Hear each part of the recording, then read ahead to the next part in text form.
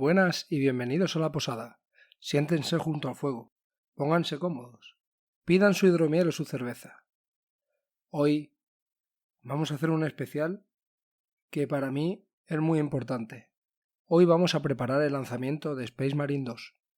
Para ello voy a contar un poco el lore de Warhammer 40.000, pero completamente para novatos y totalmente enfocado para ese Space Marine 2.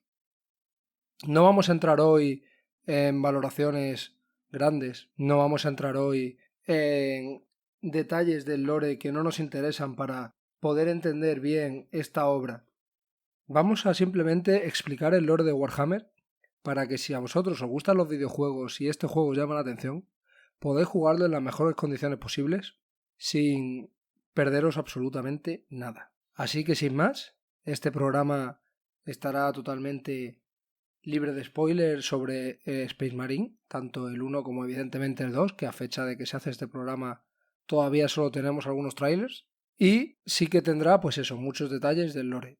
Quiero que sea un programa muy corto, quiero que en la medida de lo posible sea un documento bastante escueto para que no os aburra, no a los que estéis más fuera del lore no os deje fuera, sino que es para vosotros, para los que está pensado, y podáis entender un poquito el lore de Warhammer desde el punto de vista de la humanidad, que creo que es lo que nos interesa si queremos jugar a Space Marine, porque al final Space Marine está contado desde el punto de vista del Imperio. Y bueno, empezamos. En primer lugar, tenemos que hablar del emperador de la humanidad. ¿Quién es el emperador de la humanidad? Pues bien, en el lore de Warhammer había un grupo de chamanes que eran los que guiaban con una especie de poderes psíquicos, que es como una especie de poder mágico que sale de la mente. Lo vamos a explicar así para no extendernos más. Guiaban a los humanos y ayudaban a los humanos. Estos psíquicos, cuando morían, se reencarnaban. Así que su presencia consciente, por decirlo así, no su cuerpo mortal, pero su presencia era inmortal. Sin embargo, a medida que el mundo psíquico fue tornándose cada vez más oscuro, llegó un momento en que no todos podían reencarnarse. Y cada vez este proceso se hacía más complicado y se perdían chamanes. Por lo que decidieron morir todos, y de la reencarnación total de todos salió el emperador. El emperador en un principio no quiso coger el poder de la humanidad, sino que guió a los humanos desde las sombras. Fue el protagonista de numerosos eventos históricos y fue el que iba a los humanos llevándolos por el sendero que más les impulsaba al progreso. Sin embargo, los humanos, que eran muy tercos, pues llenaron todo el panorama de guerras nucleares, desastres, en todo, o cada vez iba un poco a peor, ¿no? A medida que esa tecnología y ese conocimiento se implantaba en los humanos. Por lo que, llegado un momento, el emperador se da a conocer y el emperador guía directamente a la humanidad. En ese momento surgen, bueno, mucho antes habían surgido, pero ya van cobrando una fuerza importante los poderes ruinosos. ¿Qué son los poderes ruinosos? Los poderes ruinosos son básicamente 4 fuerzas del caos, que voy a explicar muy brevemente y no explicaremos su origen para no extendernos más, que son Khorne, Tsen, Nurgle y Slaanesh. Khorne es como el dios de la guerra, del sufrimiento, de los cráneos. Y cada vez que alguien comete un acto de brutalidad, que alguien se deja llevar por el odio, pero también por la marcialidad y por el ardor del combate, favorece en el Immaterium a Khorne. Estos dioses de Warhammer, en Warhammer los dioses se ven favorecidos por lo que piensa la gente de ellos. Es más, cuanto más desconocidos sean, más sencillo es que no tengan poder. Pero si son muy conocidos, si son adorados, incluso desconociéndolos, pero dándose a las emociones que ellos representan, se les fortalece. Pues bien, Khorne se fortalece pues con esas ansias de destrucción, de matar, de cortar cabezas, pero también esa marcialidad y esa lucha. Luego tenemos a Tsen, que coge su poder de el conocimiento, de las ganas de saber cosas. Y es un demonio que surge de esa curiosidad, pero en este caso pervertida en cierta manera. Luego tenemos a Nargel, que es el señor de la enfermedad, pero también de la vida, porque esa enfermedad como que da vida, aunque sean unas vidas que no podríamos catalogar de agradables. Y luego es Lanes, que es el dios que se alimenta de los impulsos, del placer, pero también de la perfección y de la soberbia. Así que bueno, surgen estos 4 poderes del caos, en los que tampoco quiero extenderme demasiado, y para hacerle frente, el emperador crea a 20 primarcas.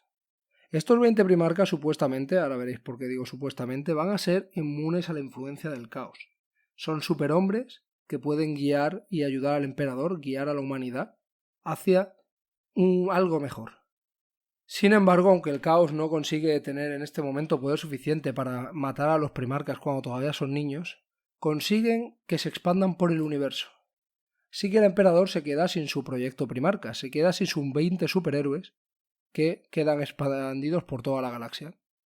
Así que con el resto del material genético, el emperador crea a otro tipo de guerreros.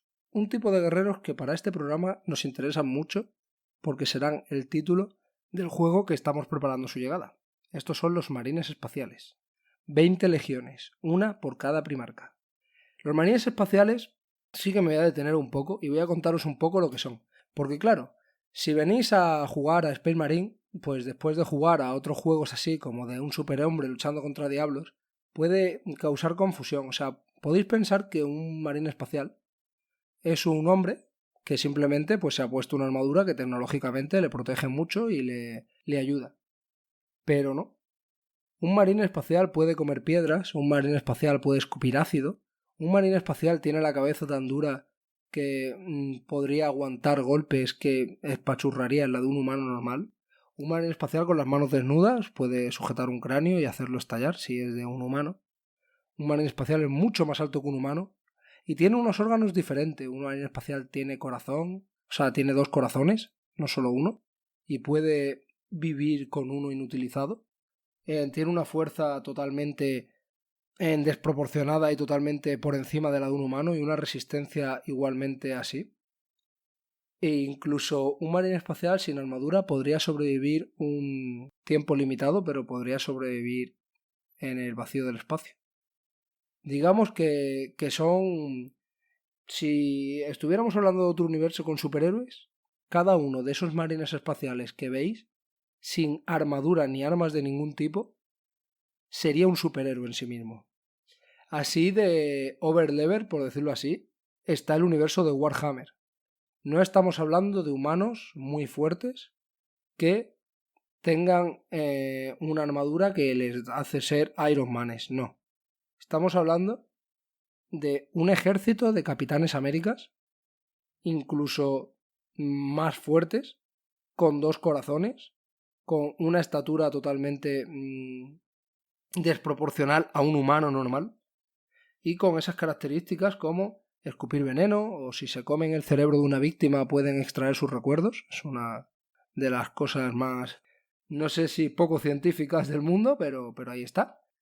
Y esos son estos marines espaciales. O sea, quiero que entendáis que es lo más importante de este podcast, que un marine espacial es algo totalmente... los ángeles del emperador los llaman. Luego, aparte, quizá los que sí que hayáis oído un poquito más, quizás los confundís, ¿no? En el tráiler de Space Marine hay un momento que un guardia imperial dice en el Space Marine 2 los ángeles del emperador. Y decían, pero estos no son los ángeles oscuros, no. O sea, todos los marines espaciales son los ángeles del emperador. Luego dentro de los marines espaciales, pues hay unos que se llaman de una manera y otros de otra. A este superhéroe que hemos hablado, hay que sumarle otra cosa, que es su servoarmadura. Una de las cosas más características de Warhammer 40.000 junto a su arma, el Volter. Para que os hagáis una idea, el Volter es un fusil de asalto que puede disparar en tiro a tiro o en ráfaga, que cada proyectil es pues como un mini obús de un calibre bastante elevado, vamos a suponer. O sea, si para nosotros en la vida real el calibre 50 es un calibre muy elevado, pues quizá el Volter, no sé exactamente si en alguna novela, en algún libro se detalla qué calibre es, pero quizás es un calibre 100, o sea, es mucho más grande que un calibre 50. Y cada Volter, o sea, cada disparo de Volter explota al llegar a su objetivo. O sea, estamos hablando de que un marine espacial lleva un arma que si un humano normal disparara, probablemente se partiría varias costillas. Y la servoarmadura es la creme de la protección en la humanidad. La servoarmadura le da más resistencia aún. La servoarmadura puede estar debajo del agua, tiene sistemas de respiración. La servoarmadura además tiene ese motor que le ayuda a mover todo el peso y que le da aún más fuerza. Y en definitiva, la servoarmadura, pues estamos hablando de coger a un Capitán América y meterlo en la armadura de Iron Man. Pero es que ese Capitán América es aún más poderoso y ese Iron Man es aún más poderoso. Aunque generalmente no volará, a no ser que lleve una mochila de propulsión, que bueno, pues entonces sí que puede volar. Así que con esto creo que cumplo uno de los objetivos principales de este capítulo del podcast, que es decir que es un marine espacial. Pues el emperador creó miles de estos. Su empresa no era poca, era conquistar la galaxia. El universo de Warhammer 40.000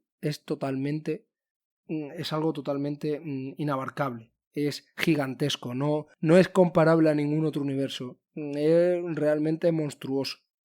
En otro universo más pequeño, más reducido, tener un ejército de marines espaciales prácticamente significaría la victoria absoluta sobre todo.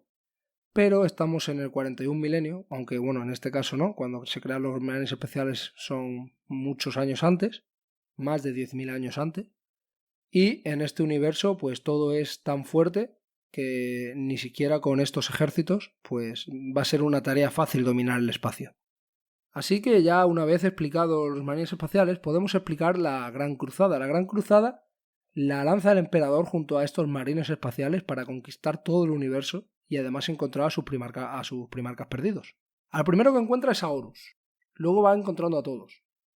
Esto es importante, que Horus es el primero, porque más tarde será el gran comandante que dirigirá todas las demás legiones, muy a pesar de otros primarcas. Voy a hacer una mención especial a Robert Guilliman, que es el primarca de la 13ª legión, de esas 20 que hay. Y voy a hacer una mención especial porque es el primarca de los ultramarines. Los ultramarines seguramente los hayáis visto mucho, son esos marines espaciales que van de azul, que protagonizan Space Marine 1 y que va a protagonizar Space Marine 2. Son los marines más famosos de Game Workshop. Pues bueno, su primarca es Robert Guilliman. Cuando ya están todos, bueno, en algún momento desaparecen 2 legiones, no se sabe por qué. Esto a Warhammer, los que no tengáis ni idea de Warhammer, que sepáis que le encanta. Para presentar perlitas que se quedan pues sin resolver. Y hay 2 legiones enteras con sus 2 primarcas que han desaparecido de los registros imperiales. Cuando están todos, el emperador se retira a un proyecto secreto. Y para resumirlo mucho, esto turba de sobremanera a los primarcas, que lejos de no tener emociones, pues sí que las tienen y algunos de ellos son bastante inestables, podríamos decir. Y especialmente a Horus, como que esto le trastoca muchísimo. Recordar que Horus fue el gran general del emperador, el primer primarca, el primer hijo encontrado, y que tenía una relación con su padre, podríamos decir que en cierta manera especial. Pues este Horus sería muy largo de contar y no quiero liarme, no quiero con trasfondo que no nos ocupa directamente para el juego, pero este Horus al final cae en la tentación del caos. Y por culpa de ciertos personajes, que si este programa gusta, quizá explico, y si no, tenéis un podcast magnífico que es La Voz de Horus, que todo este tipo de cosas las explican muchísimo. Es un podcast dedicado solo a Warhammer. Pues si podríamos decir que este Horus, bueno, pues se turba mucho y cree que su padre es un tirano, que tiene que rebelarse y que tiene que ser él el faro y guía del imperio.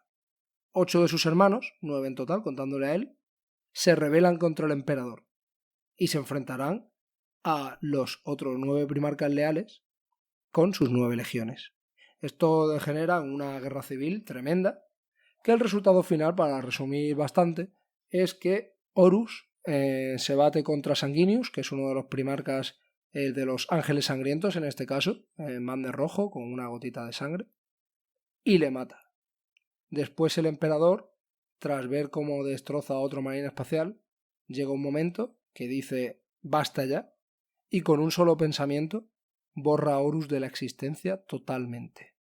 Lo destroza, pero el poder psíquico o disforme que genera esto, llamarlo como queráis, ahora mismo creo que no es importante para entender este lore, hace que el emperador quede prácticamente en estado vegetal. El emperador tiene que ser anclado al trono dorado en Terra, que es como la Tierra, y el emperador queda para siempre, o al menos hasta la actualidad de Warhammer, enclaustrado en este trono, sin poder opinar ni dirigir al imperio, sino con una serie de acciones psíquicas que vendrán o no de él, como dar unos milagros y dar como esa ayuda al imperio, pero totalmente indirecta. Él realmente no puede dirigir nada. Así que bueno, los años posteriores los primarcas van desapareciendo, comienza una teocracia de la eclesiarquía, que esto es importante también porque veréis en el Space Marine 1, veréis que hay un inquisidor. Pues este inquisidor pertenece a esta eclesiarquía que montan una especie de religión en base a que el emperador es un dios. Los únicos en el imperio, llegados el año de 40.000, que es donde se ambienta el Space Marine y demás, todos los miembros del, o sea, todos los habitantes del imperio piensan que el emperador es un dios, menos los marines espaciales. Y no todos, luego hay algunos marines espaciales que siguen pensando que el emperador es un dios. Pero, básicamente, todo el imperio cae en esta teocracia, organizada por la eclesiarquía, que hacen todo lo que el emperador nunca quiso. En vez de el gobierno de la razón y esa progresión humana, hacen una teocracia en torno a que el emperador es un dios. En 10.000 años después de que el emperador quede en el trono dorado, la humanidad se ve envuelta en numerosas guerras y una supervivencia que nos llevan a los hechos del primer juego de Space Marine. ¿El primer juego de Space Marine es canon en el universo de 40.000? La respuesta rápida yo diría que sí. Pero realmente es que no importa. O sea, el universo de 40.000 no es algo pequeño, es algo tan tremendamente grande, tan monstruoso que poco importa. Es un planeta más asediado por los orcos. Ya está. Capitán Titus, aunque tiene mucho carisma y en el juego mola mucho, no deja de ser un capitán más de los ultramarines en este caso. Así que, bueno, pues realmente el juego sí está en el canon, además está el trasfondo hecho con bastante cariño. Lo único que le falta es quizá una explicación breve de qué son los marines espaciales y demás para los que no están puestos, pero bueno, para eso estoy yo aquí. Así que el juego, bueno, como habré dicho, así que el juego, si no lo habéis jugado, lo recomiendo muy mucho. O sea, el juego es brutal y en Steam yo lo que pasa es que lo cogí con una oferta por 11 euros, está a 44. Como es un juego antiguo y demás, esperaros alguna otra oferta. Ahora llegan las ofertas de Steam, no sé cuándo publicaré este episodio, pero intentaré que sea antes de las ofertas de Steam para que estéis atentos y a ver si está barato. El primer juego ha envejecido muy bien, en PC se ve muy bien y en Play 3, si podéis conseguirlo, que es que se consigue muy barato y tenéis una Play 3 por ahí, se juega también bastante bien, pero en PC hasta mejor. Además el online en PC creo que está bastante vivo todavía. Yo no lo he probado todavía porque me he pasado la historia en Play 3 y ahora estoy pasándomelo en PC también, pero bueno. No vamos a entrar en spoilers. Si no habéis jugado Space Marine 1, no os preocupéis. Simplemente vamos a contar cosas de sus facciones. Pero si no lo habéis jugado, de verdad que si tenéis la oportunidad, si no sabéis qué jugar, si lo que sea, pillarlo y jugarlo porque está muy bien. Y el 2 tiene una pinta brutal. Muchas unidades en pantallas, se ha visto ya un parry, que el sistema de combate parece que ha mejorado respecto al 1, que era la única pequeña pega que se le podía poner. Tiene una pinta totalmente loquísima en Space Marine 2. Pero bueno, importante eso. Si no habéis jugado Space Marine 1, os lo recomiendo al 300%. Si puede ser en PC, y si no, en PlayStation 3 también funciona de lujo y en Xbox supongo que también, pero no he tenido el gusto de probarlo. Vamos a explicar las facciones del Space Marine 1. Los Ultramarines son la 13ª Legión de Marines Espaciales. Y es uno de los capítulos que tiene más sucesores. Los sucesores son cuando después de la herejía de Horus, cuando ganaron los buenos, por decirlo así, los leales. ¿Cuál fue la solución? ¿Vamos a fortalecernos por si esto vuelve a pasar? No, la solución fue, para que nadie nunca tenga tantísimo poder bajo sus órdenes, vamos a dividir los ejércitos. Y los capítulos de marines espaciales se vieron muy mermados porque se convirtieron en muchos capítulos para que si uno se rebelaba, pues realmente no fuesen tantos marines. Entonces, bueno, pues los ultramarines al final son eso, los marines espaciales más estándares, más promocionados por Game Workshop, que es la empresa que vende las miniaturas y que tiene el derecho de los videojuegos y de las series y demás. Y los máximos seguidores del Codex Astartes, que veréis que en el videojuego lo mencionan muchas veces. El Codex Astartes lo inventó el primarca de los ultramarines después de la herejía de Horus, y es esto de que marca pues que los capítulos se dividan en capítulos secundarios o fundadores, o sucesores, y que estos capítulos sucesores pues como mucho tengan 1000 marines espaciales cada uno. Bueno, tanto los sucesores como los capítulos originales que se quedaron, aunque luego hubiese algunos que no lo respetasen. Así que el Codex Astarte son unas normas de Guilliman para pelear. Son normas que abarcan pues eso, desde cuántos marines espaciales tienen que haber en un capítulo, hasta tácticas, hasta si jugáis Space Marine 1, pues veréis que este Codex Astartes es muy importante. Luego tenemos al Astra Militarum, que son esos humanos que salen por ahí peleando. En contra de lo que pueda parecer, alguien que no conozca el lore de Warhammer puede pensar que los marines espaciales son lo más importante del ejército del Imperio, pero no.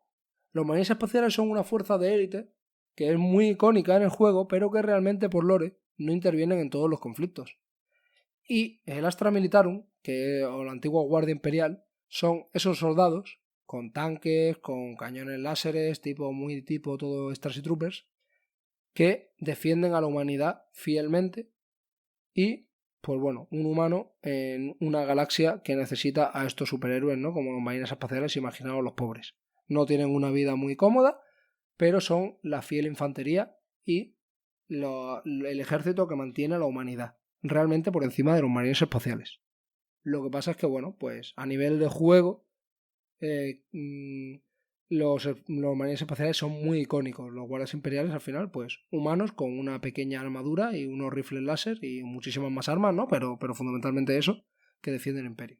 Luego tenemos a los inquisidores. Inquisidores son los que cuidan en que esta religión del imperio, en el dios emperador, que no era lo que el emperador quería ni lo que la mayoría de los marines espaciales creen, se respete.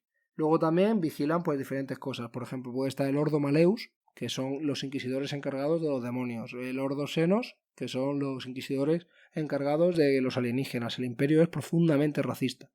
El imperio no racista con las razas de humanos. Eso no, porque al final, vamos, ya lo que le hacía falta al imperio. Sino a nivel de si ven un extraterrestre, lo primero va a ser matarlo.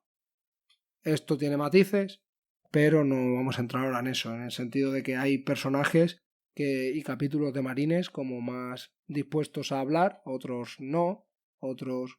Luego están, bueno, pues los road traders, que pues son otro rollo, ¿no? Viajan mucho y se relacionan con muchas razas, pero bueno, esos son otros temas. Así que los inquisidores son los encargados de mantener el orden en esta religión imperial y de vigilar y estudiar pues los demonios, los extraterrestres, las herejías, incluso a los capítulos de marines espaciales, las mutaciones, etc. Luego están los orcos. Los orcos, alguien que no tiene mucha idea del lore de Warhammer puede decir, ostras, los orcos son muy divertidos y en la seriedad de Warhammer, no. Warhammer realmente tiene una seriedad relativa. Que haya un videojuego ahora en el que los orcos se pegan de piñas con vehículos es totalmente normal. O sea, los orcos lo soporta todo en el lore. Los orcos son la cosa más loca que uno se puede echar a la cabeza. El Speed Freak, que es el videojuego que ha salido de coches, está basado en un juego de mesa súper antiguo en el que los orcos en vehículos pues se pegan entre ellos. Los orcos tienen esa dualidad cómica y a la vez feroz. O sea, un caudillo orco como Gazgul Traka, que es el más importante que hay, puede ser lo más serio del mundo y coger a los mejores guerreros del imperio y partirlos por la mitad. Pero también pues podemos tener señores orcos más extravagantes y cosas loquísimas, pues como que un orco cabalgue un misil, como se vio esto en el juego de mesa, de momento no ha pasado, pero se vio en el videojuego y yo cuando lo vi me pareció normal. O sea, no es nada que digas se han pasado de rosca, o sea, es algo totalmente razonable en el lore de estos orcos. Los orcos hablan así mucho con la Z, en los códex de hecho, con las notas que se supone que están escritas por ellos, las ponen así mucho, y los chicos se llaman los chicos, no los chicos, sino que pues tienen este puntillo gamberro, ¿no? Gamberro, divertido, que les da un gas cómico Warhammer, pero a la vez terrible, ¿no? Un orco, si viene un orco a por ti, el orco te va a coger y te va a destrozar, o sea, tienen muchísima fuerza, no son orcos de Moria del Señor de los Anillos, sino que estos son orcos muy fuertes, con una masa muscular brutal, y que si te pillan a un humano normal, pues te van a destrozar. Así que con esto terminaríamos el lore de Space Marine 1, pero ahora viene Space Marine 2, que es el juego que se nos viene ahora. Si no habéis jugado Space Marine 1, podéis parar el podcast aquí y no seguir y jugarlo con esta información. De todas formas, lo que voy a decir ahora no va a hacer spoiler de Space Marine 1, no voy a hablar nada de los acontecimientos, o sea, de los acontecimientos que suceden ahí, sino que voy a dar un salto a cómo está el lore muy brevemente actualmente, porque el juego de Marine Espacial salió en 2011 y desde 2011 ahora el lore de Warhammer ha cambiado brutalmente, o sea, han avanzado mucho trasfondo. Así que eso es lo que vamos a explicar ahora muy rápido. Bien, lo que traerá Space Marine 2. Lo primero que llama la atención son los primaris. ¿Qué son los primaris? ¿Os acordáis de que los marines espaciales son superhéroes? Pues ahora imaginaros que un científico loco, a raíz de unos hechos que ocurren, que es que un marine espacial del caos, de seguidor de Horus, llamado Abaddon, ha puesto en jaque a la galaxia. Ha conseguido destrozar Cadia, que era un planeta muy importante para el Imperio, ha hecho que en todo el Imperio surja una Cicatrix Maledictum, que es una especie de grieta en la realidad, que no se puede cruzar, que separa el Imperio por la mitad. Y esta grieta hace que se comunica directamente con el Inmaterio, que podríamos definir como el infierno en nuestro universo. Así que, con la galaxia partida por la mitad, con demonios saliendo de esta grieta, imaginaros, el Imperio es mucho más grande que la Vía Láctea. La Vía Láctea es una pequeña parte de la galaxia de Warhammer 40.000. Pero para acotar un poco las distancias, vamos a imaginarnos la Vía Láctea. Pues imaginaros una grieta gigantesca que parte la Vía Láctea por la mitad, y de ahí pues salen demonios, el caos puede campar a sus anchas, y en cambio los ejércitos imperiales no pueden cruzarla. Pues así de mal está la galaxia ahora mismo.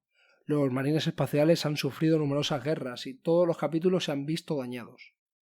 Así que otra raza que no hemos hablado porque no salen en el juego, pero deberíamos de haber hablado porque es donde ocurren todos los hechos. Si os fijáis en el Space Marine 1, están combatiendo todo el rato en unas forjas. Estas forjas las llevan adelante los tecnosacerdotes, que son humanos que además han dejado de sí toda la subhumanidad posible y se ponen implantes y se vuelven lo más máquina posible, no que sean unos máquinas que sean unos cracks, sino que se ponen implantes en el cerebro para procesar más rápido la información, en las manos, se ponen como tentáculos que les sirven para reparar cosas, en fin, son humanos que están totalmente consagrados a la construcción y el descubrimiento de tecnología.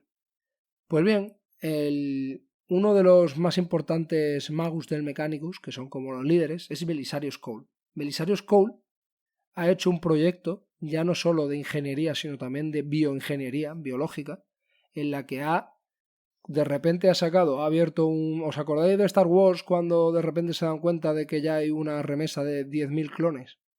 Pues no sé cuántos tiene Belisarius Cole, pero de repente, cuando el imperio más se tambaleaba y más cerca de extinguirse estaba, Belisarius Cole ha abierto un garaje en Marte, que bueno, es el Marte que conocemos, cerca de Terra, y ha sacado vehículos nuevos, armas nuevas, servoarmaduras nuevas y sobre todo unos marines espaciales mejorados, más altos, más fuertes, más poderosos, más resistentes a las heridas. Y estos son los Primaris. Si queréis ver qué pinta tiene un Primaris, ver el tráiler de Space Marine 2. Y esos son los Primaris, las armaduras más estilizadas. Con estos Primaris se ha hecho una fundación última, que se han hecho capítulos nuevos, también se han reforzado capítulos que estaban muy mermados y se ha reforzado muchísimo el imperio. También en estos tiempos revueltos, Guilliman, que había desaparecido, vamos a decirlo así para no enrollarnos, estaba en un campo de éxtasis porque estaba herido de muerte, pues se ha revivido y ha vuelto al imperio.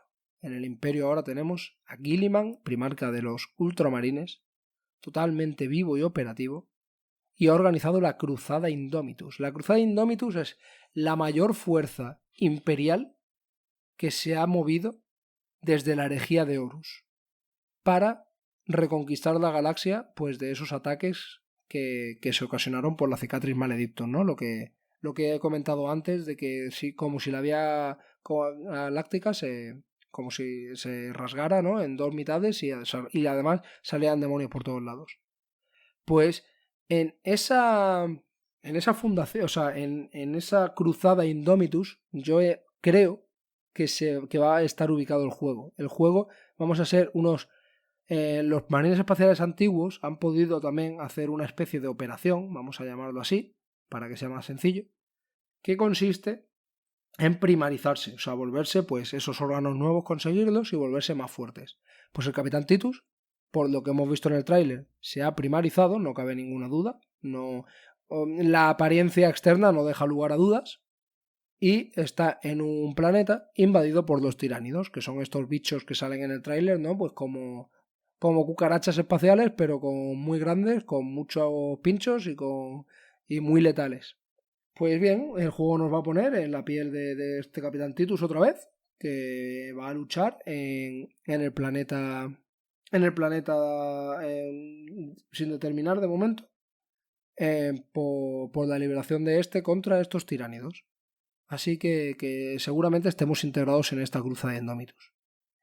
Además, esto, bueno, aunque a los que os gustan más los videojuegos que las miniaturas no os interesa mucho, pero tienen pinta de que va a estar muy relacionado con la 10ª edición, que es la que va a salir precisamente esta semana. Bueno, no sé cuándo publicaré el podcast, pero salió, porque seguro será después de que haya salido, el día 10 de junio, y las miniaturas van a acompañar un poco a estos tiránidos. De hecho, tengo la esperanza de que ahora ya que la caja está en todos lados, está bollante en todos lados, hoy que grabo esto a día 8 en el Summer Game Fest, se sepa ya la fecha de este Space Marine. Por otro lado, y ya terminamos, que no quiero que se haga un programa muy largo, creo que eso, menos de 40 minutos estaría muy bien. Los tiránidos.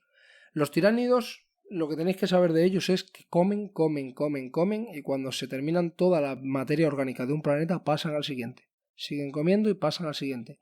Los tiránidos tienen fuerza potencial para extinguir la galaxia. Ellos no quieren conquistar la galaxia, ellos no quieren llevarse la galaxia, ellos quieren comerse la galaxia. Por su misma naturaleza llegaría un momento en que si consiguen su objetivo luego morirían ellos de hambre porque no habría nada más que comer. Pero la galaxia es muy grande y o no han pensado o les da igual eso. Ellos simplemente tienen hambre y van comiendo.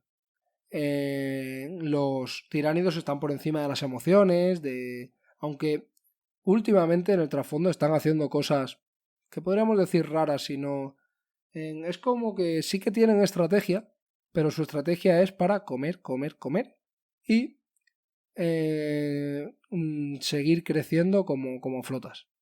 Pero tienen un problema los tiránidos para luchar contra ellos, es que se adaptan a todo. O sea, si usas un tipo de táctica contra ellos, seguramente desarrollen resistencia a eso. Si van a un planeta que está helado, quizás los primeros mueran de frío, pero la mente enjambre, como que se come los restos de esos que han muerto. Al final, la cuestión es que al final se adaptan a ese frío y los siguientes que ataquen el planeta serán más resistentes al frío.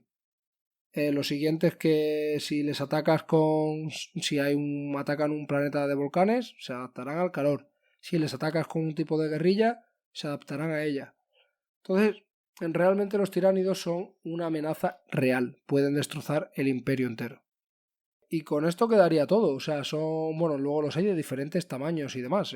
Y además, las naves que utilizan para moverse realmente son tiránidos gigantes que pueden albergar dentro a otros tiránidos. La munición son pequeños tiránidos, si quieres munición biológica. En fin, los tiránidos son, ya digo, una amenaza muy importante y además totalmente pues sobreleveada también, ¿no? Imaginaros que para matar a estos bichos hacen falta marines espaciales, pues imaginaos a qué altura estarán. Y ahora sí que sí, con esto me despido. Espero que haya sido un resumen rápido de lo que es el lore de Warhammer. Quedan muchísimas cosas, me he saltado muchas cosas y he simplificado otras, lo he hecho a cosa hecha porque quiero que sea un documento importante para la gente que no tiene absolutamente ni idea. Si profundizaba demasiado, creo que corría el riesgo de que durara esto más de lo que pretendía y que además fuesen cosas que no os van a servir de demasiado de cara a jugar a Space Marine. Así que con esto me despido, recogemos las mesas y las sillas y adiós.